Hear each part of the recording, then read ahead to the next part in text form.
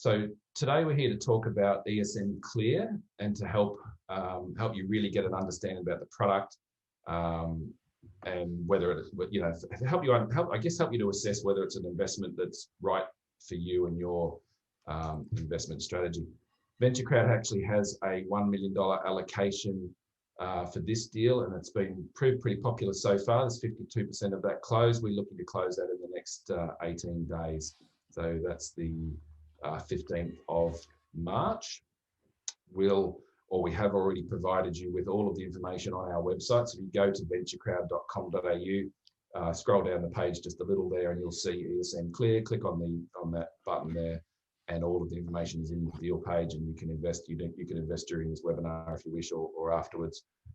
You just need to be a certified wholesale investor or perhaps experienced investor certification as well, and we can help. We'll talk about that a little bit more at the end of the webinar. So tonight on the webinar, I have Steve Marbani. Those of you that have joined us before will know Steve well. He's the CEO and founder at VentureCrowd, which is Australia's first equity crowdfunding platform. Steve is a corporate lawyer and former PwC partner specialising in venture capital and private equity. He's been involved in the establishment of many of Australia's leading venture capital funds, including corporate venture capital funds. Steve is actually a partner and a member of the Innovation Advisory Council of the Real Tech Ventures Fund and sits on the advisory board of many high growth companies.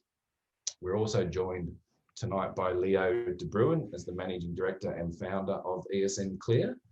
Leo has had a diverse experience throughout his career in large corporates and small to medium enterprises, holding CFO and C-suite positions, usually within business development roles.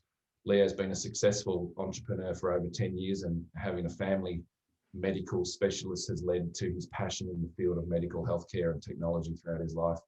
I think Leo talked a little bit more about where ESN Cleer was born out of, and we'll hear a little bit more about that. We're also joined tonight by Professor Andrew Coates, and Andrew is a non-executive chairman of ESN Cleer and is internationally renowned cardiologist, university leader, and biotechnology entrepreneur. He's published over 20 patents and over 1,500 publications with more than 100,000 career citations.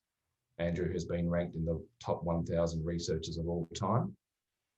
Microsoft has actually ranked Andrew as the top-ranked cardiovascular researcher outside the USA and the EU. He has served as editor-in-chief of the International Journal of Cardiology for 19 years, elevating the publication as the top-ranked independent journal in the field. Andrew's a lifelong heart failure expert with a career spanning over 30 years with board experience in the biotech, health, and tertiary education sectors. In addition, Andrew is also a seasoned entrepreneur and co-founding 2 multi-million-dollar companies. So I always love it when I get to talk about these highly successful people and put me to shame, but that's great. I'm comfortable in my own skin enough to do that. So welcome, Leo and Andrew. Really good to have you on board. I'd like to hand over to Steve with that, I think, and get going. Thank you, guys. Thanks, Jason. Thanks, guys, for joining us, and thank you to you all who are attending this webinar tonight. For those that don't know, VentureCrowd is a digital investment platform that specialises in alternative asset investments. What that means is we identify venture capital and property development investment opportunities, and we make those available digitally to all investors, retail and wholesale. We have over 58,000 registered members on our database who've invested just over $140 million with us at an average investment amount of about $59,000 per investment. And the stat we're most proud of is that 57% of our investors are repeat investors, which means they've invested with us more than once. We also have a full-scale property team and do a lot of work in the property space, but that's not why we're here today.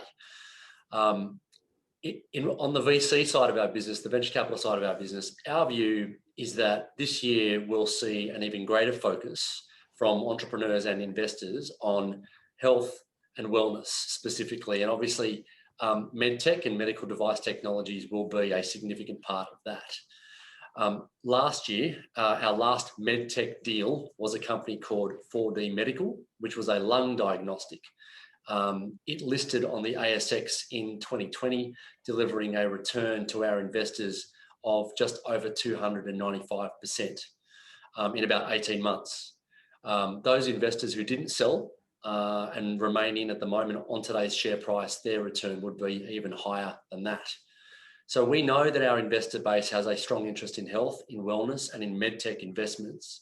But just as importantly, VentureCrowd is a purpose-driven organisation, and we also know that our investors are equally motivated by investing in projects that they believe can have a positive impact on humanity. So in this case, in the case of ESN Cleer, many of us will know somebody close to us who has died suddenly and unexpectedly from heart failure. The unfortunate statistics in this space are that heart failure is one of the largest causes of death globally. 1 in 5 people will suffer heart failure during their lifetime. And perhaps most sadly, most cases of heart failure are not detected until symptoms appear, and by then it can be too late to properly treat them. So ESN Cleer may have the solution to that, which is why we're particularly excited about this particular business. ESN Cleer has developed a patented saliva-based diagnostic that detects early risk of heart failure with 95% accuracy. I reckon it's worth pausing for a moment to just digest that sentence, because that's a very compelling and very impressive achievement to date. The test is designed to be as simple as possible, to be affordable, and to deliver results in some cases within minutes, in others within a matter of days. In Australia, the product doesn't need TGA approval, but it's currently going through NATA accreditation. We'll talk about this more later. NATA is the National Association of Testing Australia. And then it has plans in this calendar year, to also obtain accreditation in the US. So we'll get to all of that in a moment with the experts, but the funds that are being raised in this round will be used to achieve those milestones and to fund the business to that point, which will then position the business to either lock in distribution arrangements with distribution partners, or license the technology to a larger pharmaceutical or medical devices organisation, which would typically result in those organisations distributing the product through their own channels, through their own sales teams and so on. So today we're going to talk to Leo and Andrew, the CEO and Executive Chair of ESN. And where I'm going to focus on this discussion is we're going to talk about the technology first. For those of you who, like me, are not scientists, we'll just try to get to the bottom of what that means and why it's unique. And then we'll talk about the competitive landscape, not just why is it unique, but how does it compare to what's already in the market and how is it different? Then I really want to make sure our viewers are getting a clear understanding of the commercialization pathway for this business over the next 12 months. And then what does that look like potentially for an exit for investors that come in this round? So before we do that, though, we just want to play one quick video.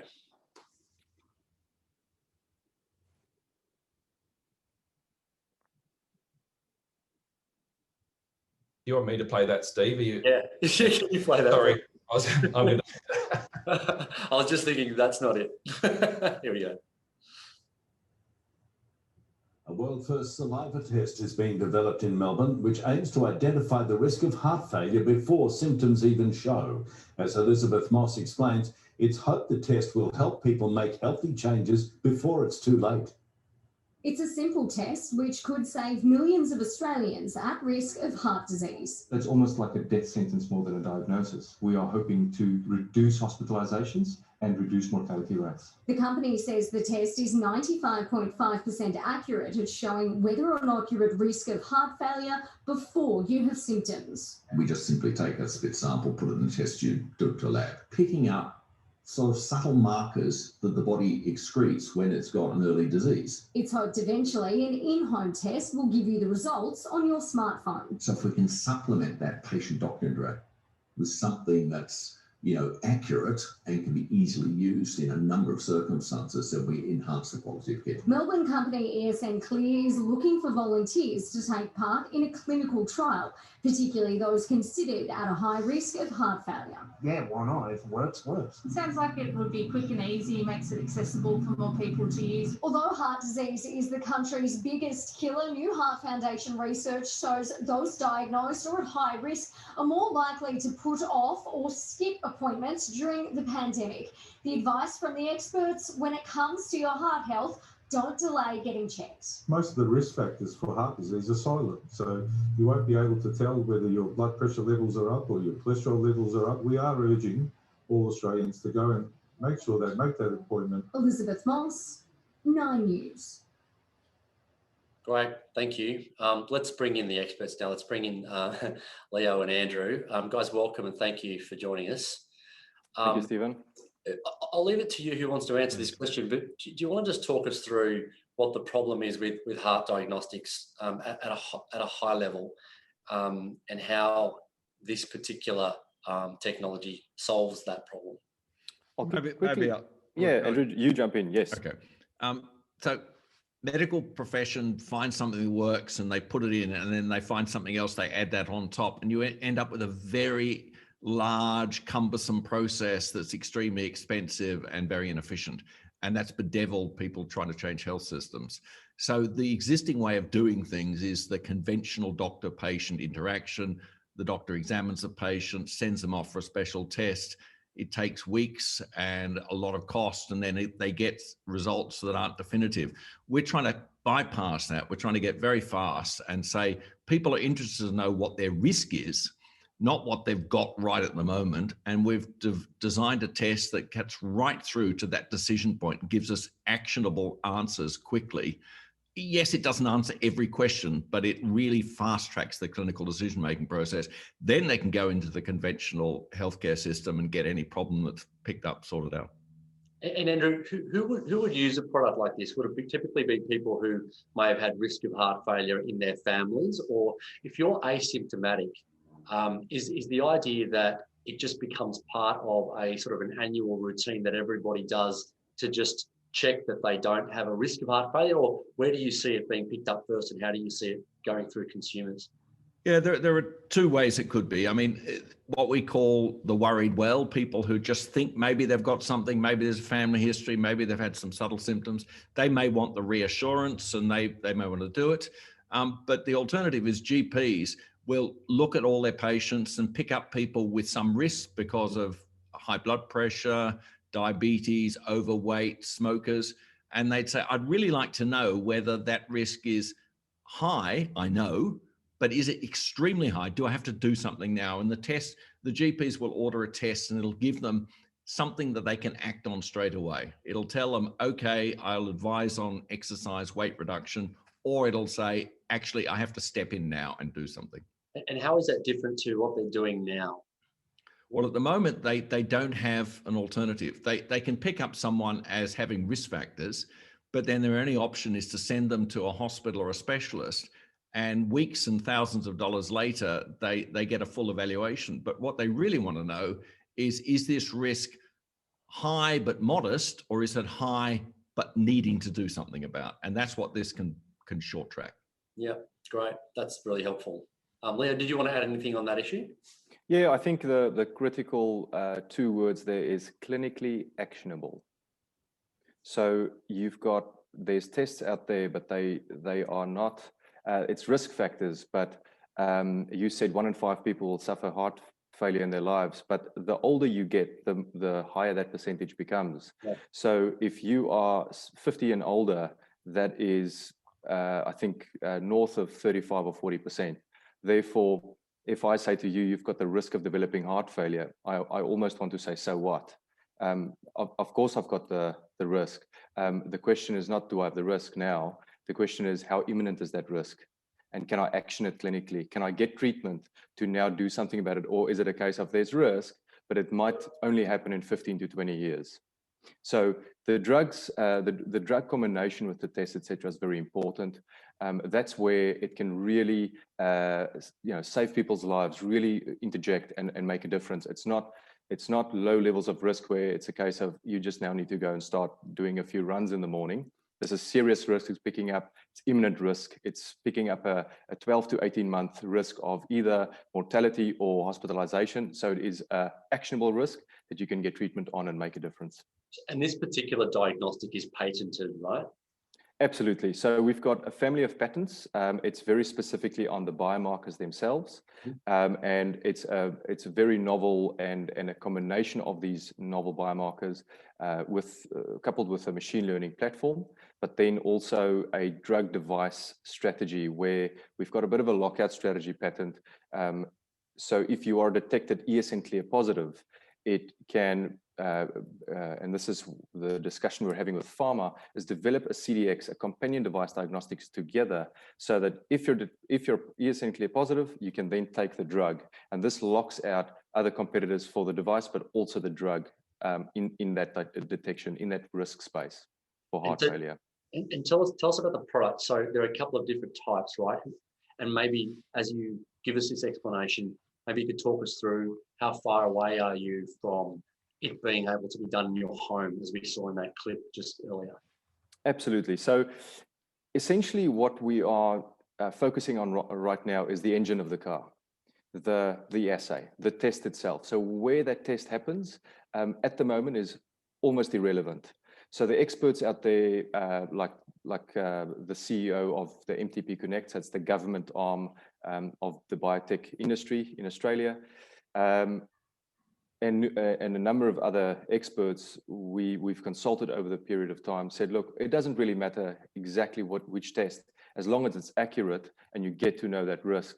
So the first test we're focusing on is a lab test. Such as you see in oncology. So it's very rare that you see a handheld electronic device in the market. We're focusing on the vial kit for now, or for this year.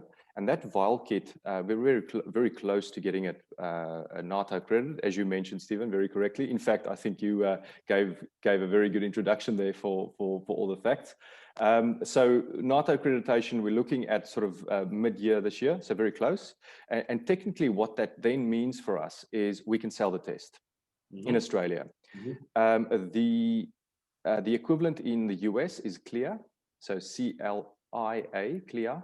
And that's also just lab accreditation, and you can then sell the test there. Now, where the tricky bit comes in is the regulatory pathway. So for those of you that know medical devices or any biotech and regulatory pathways, the moment you give someone a test to do at home, administer at home, and it gives you something that could scare you, such as you might have heart failure, it's not a class 1 device anymore. It becomes a class 2 or a class 3 device. So the technology could become, we can develop the technology faster, but what takes time is the regulatory pathway. So hence why the test we are focusing on right now is a lab test, so that you don't tell someone at home without a physician that they're at risk. Yeah. So you're spitting into a vial. This vial is sent to a lab. The lab does the test, and then a physician calls you with the result. And that skips that regulatory pathway for us. And that's, we believe we could have that early revenue on that vial kit in Australia this year, and then the US potentially early next. Yep. Can we let's pause it just for a moment, because I just want to go back one step, if you don't mind. So we talked about the problem in the market, the absence of a simple and effective, not so much effective, but a simple solution to detecting this risk. Can we talk briefly about the competitive landscape? So I'm sort of keen to understand, and for viewers watching, it'll become clear while we're going down this path, but understanding the competitive landscape also allows us to form a view about potential acquirers, distribution partners, and strategic alliances that might form in the future. So who else is in this space in terms of larger multinationals? What do they have in the sort of heart diagnostic area? Perhaps you could just give us a snapshot of what that looks like. What does that landscape look like? Yeah, sure. So, I mean, usually people go for the low-hanging fruit, and heart failure is not the low-hanging fruit, because it's a disease that's very complicated. And Andrew can definitely elaborate on why that is. But people tend to go for the easier diseases, such as cancer, where you only need one biomarker. Heart failure in particular is very hard. You have to have a few biomarkers. So the competitors are few, especially in the realm of, or in the spectrum where we're looking in this early risk space. Of course, with acute heart failure, it's almost a different disease entirely. It's at the very end of the spectrum, which we are not playing in. There's many competitors there, but in this early risk space, there is a biomarker or two that's good risk detectors, but they're not imminent risk detectors, and they're also not very accurate. So we're talking about something that's maybe 62% accurate, and it gives you an indication of risk out by maybe 5 or even more years. So we say it's a competitor, but it's not clinically actionable. You cannot go to a doctor and say, I've got a 62% chance of having the risk of developing, heart failure in the next 7 years. There's not really, you can't put someone on a drug because of that. So that's the one thing, is there are such biomarkers out there, very well known and owned by of the biggest devices businesses in the market. Then there are your conventional echocardiogram, which I would mention that as a competitor because it always comes up in the conversation, and people say, well, if I think I'm at risk, why do I not just go and get an echocardiogram? Absolutely, absolutely, you're very right. It will cost you $500, and do you think you're at risk? Because if you think you're at risk, you're in the minority, because that's not what's happening. So we've got studies that prove that people generally think they're fine until they're not. People don't think, unless you're a hypochondriac, which is again a minority group, but but usually people believe and they think they're healthy, even if there are very, very pertinent risk factors. So we are up against biomarkers at the moment that do detect the risk right now, but not so many other players, but they're coming. It's definitely not because there's no one that we're sitting on our laurels. We need to move fast. It's a space that's heating up, and the pharmaceutical businesses are very much allocating a lot of resources to play in this space. So this is the reason why we are of big interest to the farmers, but no doubt there'll be other players, shortly on our heels. So Leo, what are the next steps in commercialization, both here in Australia and then in the US? So the way we see it is we've got many options. We like to keep our options open. Commercialization can be in a number of ways. The most likely being not for ESN to become a massive manufacturer and distributor. That's not what we are. That's not our strength. Our strength, which we play towards, is understanding the niche market and strategic position we've created with the device, but also the drugs that help early heart failure. So our commercialization looks like partnering with a pharmaceutical business and getting their IP license from them, and then through a trial proving that the device and the drug work together. So the CDX that we talk about, and that could go to the market. But usually, what happens, like what happened with CardioMEMS, is the moment you get FDA approval, they were bought out in the same week that they got FDA approval. So we think that's very likely. The other likely way is we would start selling a few products, almost like test revenue here in Australia, to just have that commercialization piece roll out, and then start working with pharma or distributors, get the product rolling out, and then have the option to sell or license to your big Abbott Diagnostics or Roche or St. Jude's, etc. Big businesses that play in the devices space. And usually that's what happens with the early stage companies. They don't go to market, they get bought out before. And that's very much our plan A, but we've got roll-on strategies as well. So CardioMEMS is an interesting example. It's a little bit old now, but it is an interesting example. It was acquired by St. Jude's Medical, but St. Jude's Medical paid $60 million for a 19% stake in CardioMEMS initially, and essentially sat on the cap table and watched the business grow from the privileged position of being a shareholder, right? Which of course allows you to really understand what's going on under the hood. And that's right. So once they got FDA approval, St. Jude's Medical then acquired the balance of the business for an additional $375 million. And I think, for those listening, obviously the acquisition, the exit of a business like this doesn't happen quickly. And what in my view, I'd like to hear yours, what is likely to happen is, as you continue your accreditation process this year, this business is likely to become on the radar of many of those global multinationals, and in particular those that have diagnostic devices that they already distribute into GPs and others, because they will already have field sales teams and distribution strategies and connections into the relevant buyers, if you like, to be able to add a product like this to their arsenal. Or I think, as you mentioned, a pharmaceutical company who might be well placed to develop the drug which goes alongside the diagnostic result.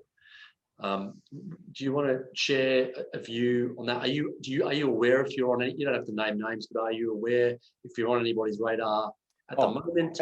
Absolutely, Stephen. Definitely. We're on a number of big player radars. If I say big, I really mean top 5 biggest in this space. And really, these guys don't want to take the risk, nor do they want to be labored with proving something, before maybe a 2B trial. They want to really focus on maybe that last bit of proof and then take it to market.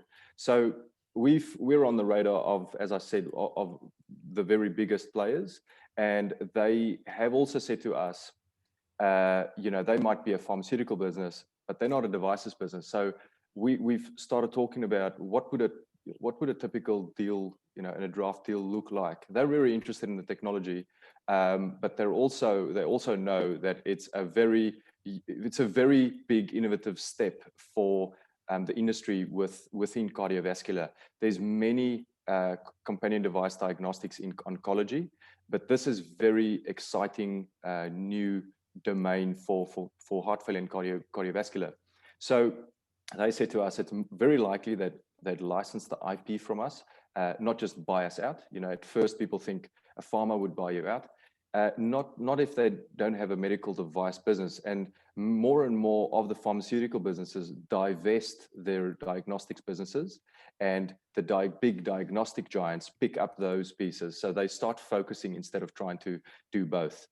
So we're on the radar of about 3 or 4, but also interestingly enough, of the bigger or biggest health insurers are looking at a distribution type scenario with ESN as well. And they just start coming out of the woodwork, as you said, Stephen. It's not so much we knocking on the doors. It's just a case of we're doing what we're doing. People know about us, and through the grapevine and through people knowing and following the business, they start picking up the phone and finding out more and wanting to start talking about commercials. Andrew, given your background in this area, do you want to share a perspective on that, the likely pathway for the business into, I guess, a larger organization? Yeah, yes, I've advised and been involved with a number of companies that struck deals, and the most common one is that the large company will make a strategic investment and give milestone payments based on the success of the clinical trials. So rather like the CardioMEMS St Jude that then's brought up by Abbott Vascular, they've got a seat on the board. Often they involve the senior people. So Phil Adamson, I know well, is a cardiologist who made the transition to industry. Led CardioMEMS is now senior executive in Abbott Vascular. So that's the pathway that we think's most likely.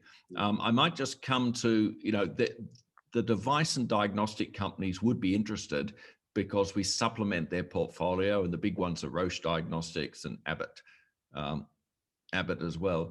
But also pharmaceutical companies interested because they're in the business to sell drugs, and they sell drugs when they get a positive trial, and then the regulators say, you can sell this drug for this indication.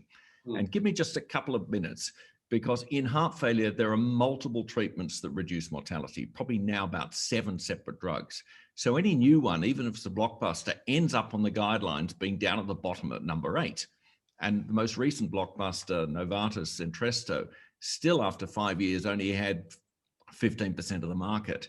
What we offer is a huge advantage because we're now focusing our development expertise into detecting the risk of getting heart failure, not of having heart failure.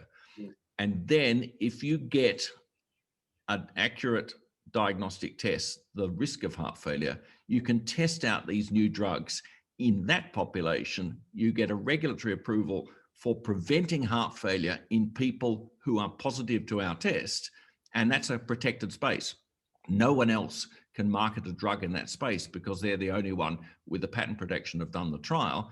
And then you end up at the very top of the guidelines because you're in there for the prevention of the disease, not just the treatment once it's there. Could I just, Stephen, I just wanted to say one thing. I'm sorry to cut you off there. Sure. It might be just worth stepping a half an hour back and just saying one more thing about Andrew. He sits on the guidelines, Heart Failure Guidelines Board, and he's also the president of the Heart Failure Association, which is the largest organization of heart failure cardiologists in the world. So it might just, he's an expert in the guidelines, and he's not just a cardiologist. No, the CV is extraordinary.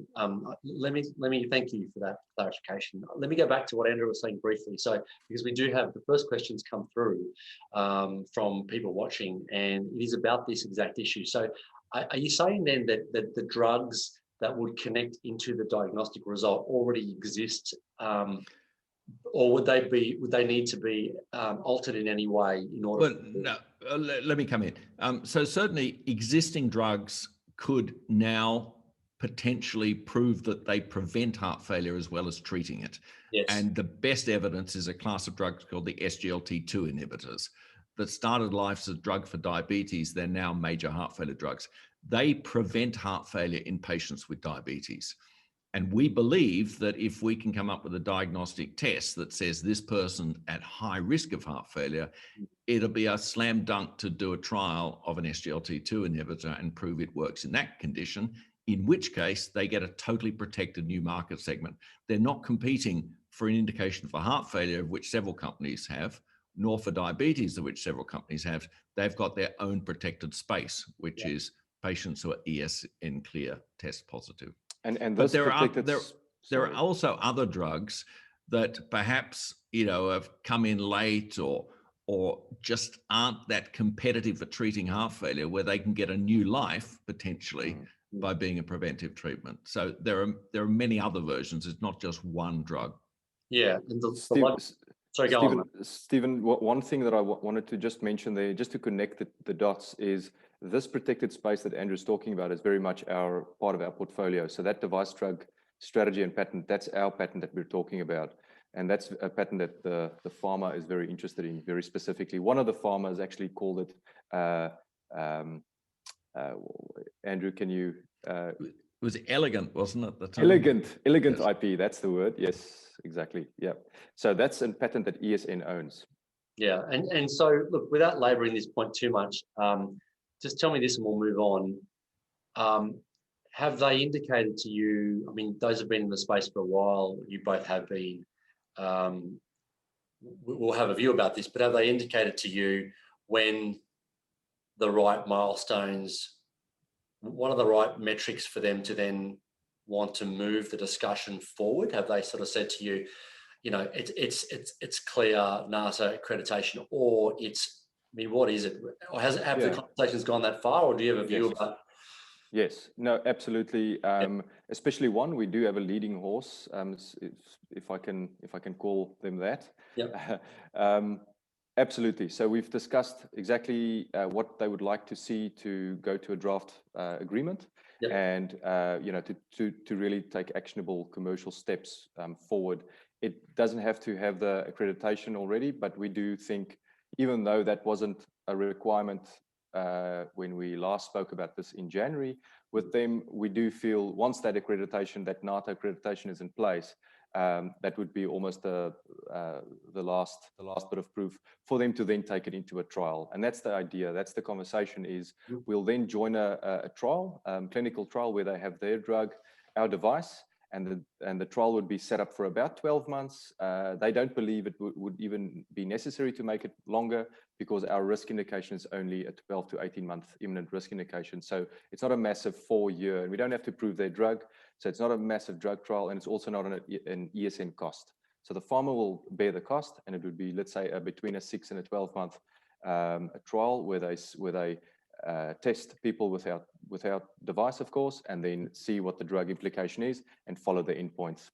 So my view, when asked by investors one should assess the amount that's being raised, for what it's being used, and where that money takes a company ultimately. My view on that is always the same, and that is the company should be seeking to raise the amount of money necessary to be able to execute on key commercial milestones within a realistic period, usually about 12 months. Beyond that, it sort of doesn't, it does matter, but within 12 months, that gets it to a point where you can demonstrably revalue its share price. If that's the case, if that narrative plays out for a particular organisation, then subject to what you think that price might be at the end, the risk and return profile makes sense for investors today. And what I think what we're hearing is, well, this funding in this round is being used to commercialise those two strategies, the accreditation process in the US and Australia. It's your expectation that that can happen within this calendar year? Definitely the Australian NATO accreditation, absolutely. Potentially with Cleer. COVID have caused its waves through the regulators and through the entire industry, let alone the whole world. So we would say Cleer would be close. You could probably still get it done within the 12-month period, but definitely NATO accreditation for sure. Okay. So one more piece on funding possibly, and then we'll move on to, I want to talk about exit scenarios. We've kind of covered it, but I'd like to just wrap that up, and then we might move to questions just given time, or anything else you really want to cover. But on funding, you've given me permission to disclose that you are in discussions with a medtech fund. We won't name who they are. It's early stages of the discussion, but they are considering a sizable investment in ESN Cleer. It's not quite at term sheet stage yet, but can you tell us what you can about the status of those negotiations? You know, acknowledging, of course, that anything could happen, including that does not proceed. Absolutely. So we do have a draft term sheet that we're working on at the moment with the said fund. It's not always just about the money, though. I mean, I know people always focus on investment coming in, but if it's the wrong partners, it might be detrimental to the company. So we've been focusing on the right people as well, as equally important than the funds. And from their perspective, it's a much bigger fund. It's $2 million raise for them is extremely small. They don't in fact like a 2 million. They usually like to make that more, purely from a risk perspective. So we're talking about a test. What about the portfolio of products that we could develop?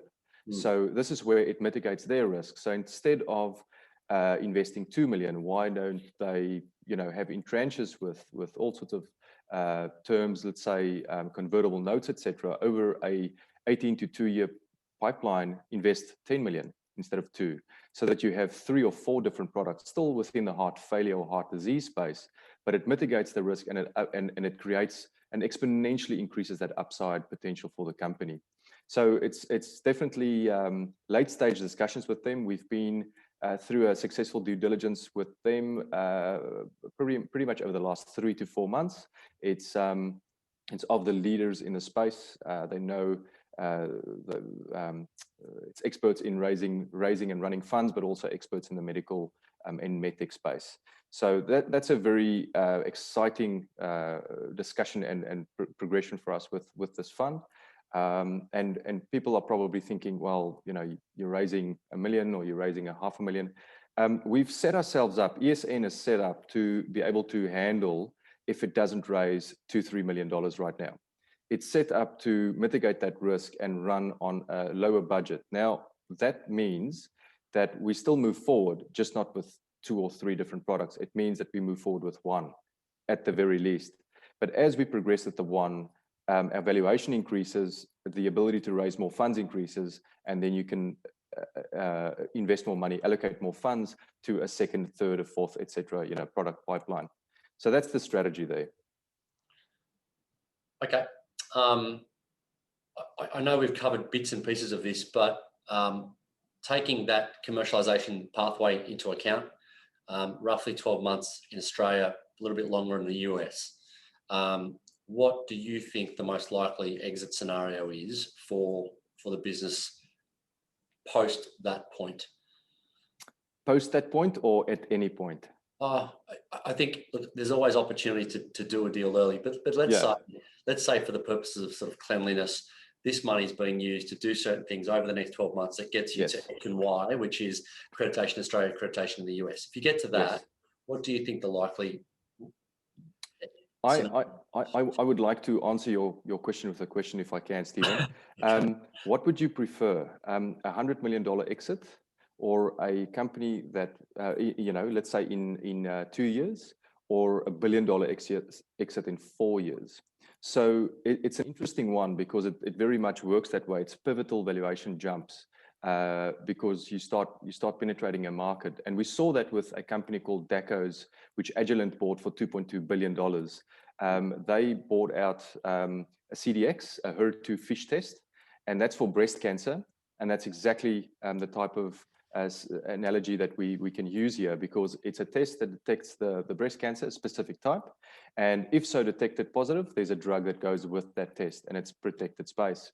So the drug all of a sudden started, the sales rocketed, and of course then the device was worth a lot, but it had to get a bit of traction with those pharma sales to get a $2.2 billion price or price tag.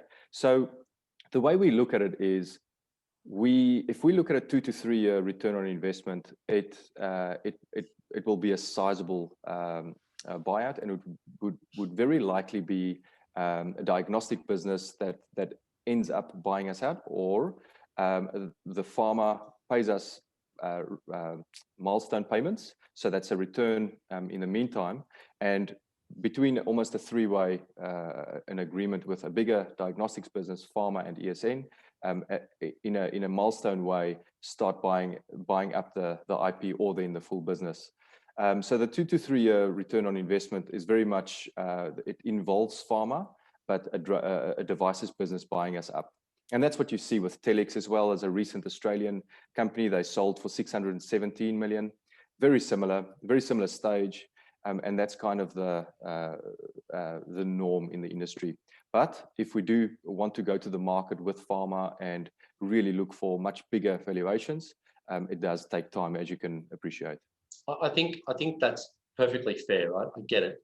I think investors, my experience with these things is there will be, if the business does what we've talked about today and gets to that point within 12 to 18 months, right? Those conversations then will progress either down the distribution path or the licensing path. But either way, a party coming in at that point will need to make an investment into the business of some amount of money, either by way of some sort of upfront fee which secures the licensing arrangements, or by way of acquiring a piece of the business in anticipation of a tranched buyout, as Andrew was talking about before, based on KPIs. Either way, around about that time, if the company does what we've talked about today, there should be a liquidity event of some kind for investors in this round. And I mean, sometimes that's 10% or 20% or whatever of investors get the opportunity to buy out. So, and I think that's what happened with CardioMEMS. So $60 million went in for 19% of the company in 2010, which created an initial liquidity event for some people should they want to take it. For those who are looking at where the business is at, the fact that it's been de-risked, and the fact that you've now partnered with a multinational, and what the future looks like, well, they may want to stay on for the rest of the ride. I think that's a good problem to have. Exactly. No, spot on. It's very much like that. We are steering the ESN boat towards that liquidity event. It's not all for nothing. You don't have to sit 5 years and get nothing. We definitely think there's liquidity events along the way, for sure. And then, but hopefully we can create a scenario where we start selling off products, not the whole company, because we've got a platform. So we've got this early risk of heart failure product, but what about tracking progression of heart failure? We can do that. So that could be a second. Now we're detecting reduced ejection fraction. What about preserved? Nobody else can do that. We believe we can.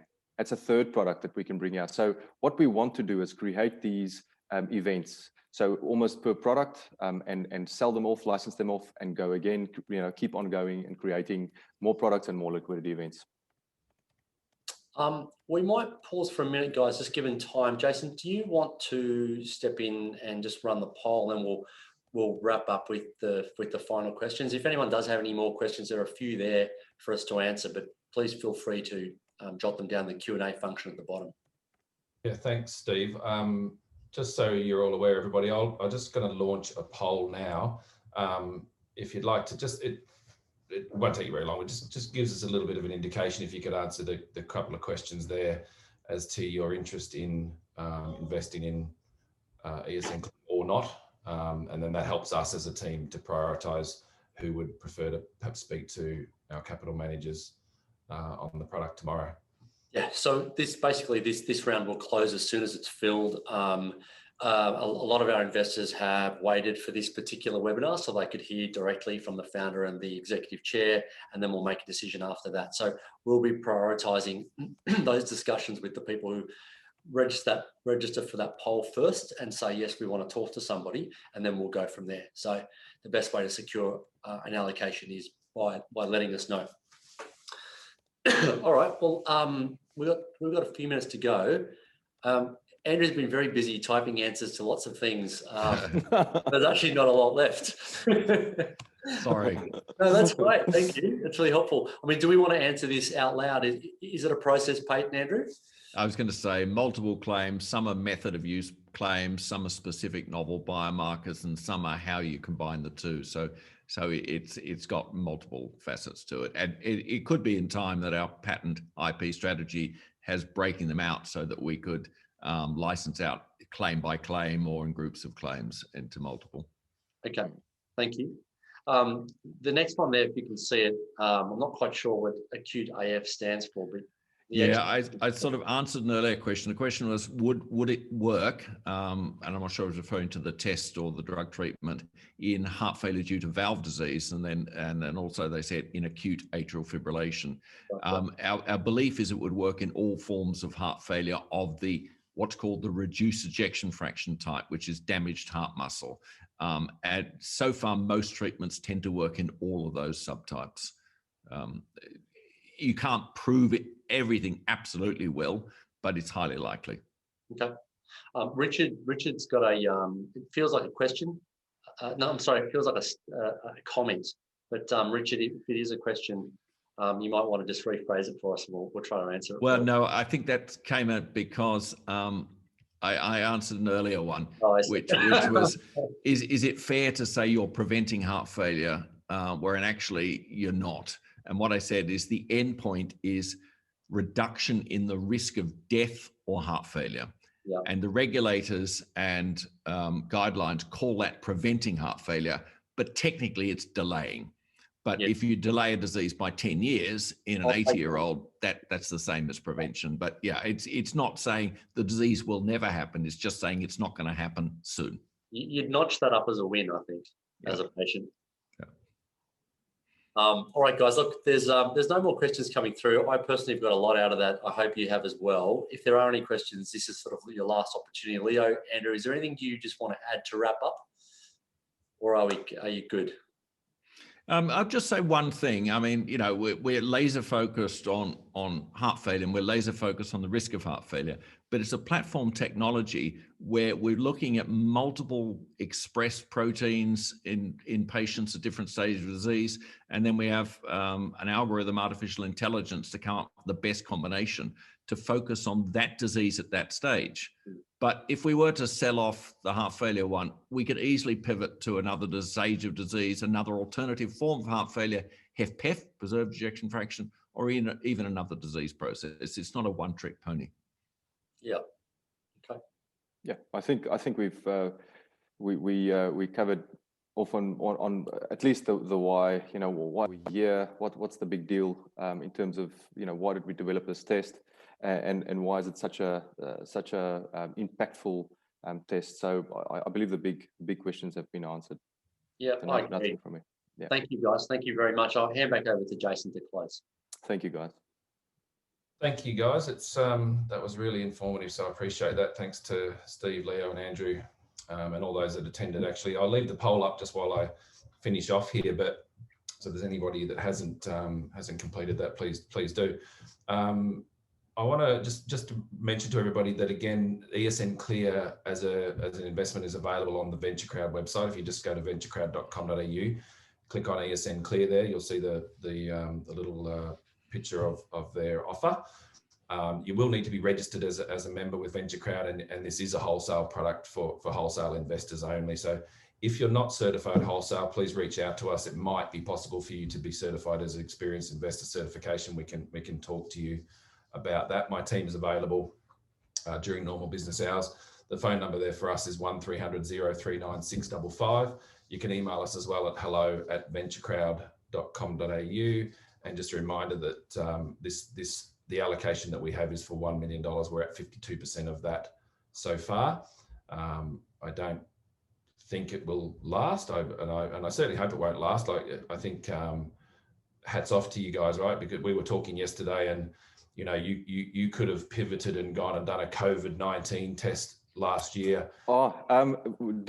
Dare I jump in? That's a good point, Jason. I'm sorry that I'm talking again, but I do want to just make mention of that. We were tickled with the idea of we could have done that very easily. A few people asked us, you know, etc. But we believe what we are building is such a bigger opportunity, and we're the only ones really and leading ones in the space. COVID test, if we did go, how many people are developing the COVID test? So we're sticking to our guns. You know, fundamentally, we believe we're the leaders in this space, and that will hopefully return greatly for our investors. Yeah, I agree, and I just think that's just really brave, and you just should be awarded for it. I think that's excellent, and this is the kind of thing that people need to get behind and support. So I hope you know, if it fits with our investors' strategies, then they jump on board and get behind you guys, and it's great to see. So thank you everybody to joining us tonight, and I'll finish it up there. Thanks guys. Good night. Thank you. Thanks. Good night. Bye. Good to speak.